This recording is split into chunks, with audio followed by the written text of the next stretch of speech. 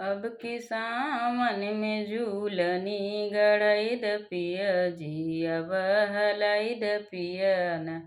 अब की सावन में झूलनी गड़ई द पिया जी अब हलाई द पिया न। आई सावन के बाहर लाग मीना बाजार आई सावन के बाहर लाग मीना बाजार के सथवा में मेलवा घुमाई द पिया जी अब हलाई द पिया न।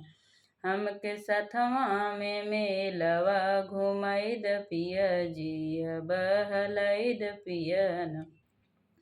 अब की सावन में झूलनी गड़ई द पिया जी अब हलाई द पिया न। अब की सावन में झूलनी गड़ई द पिया जी अब हलाई द पिया न। कोयल कुहू के बार बार तरस जियरा हमार कोयल कुहू के बार बार तरस जियरा हमार।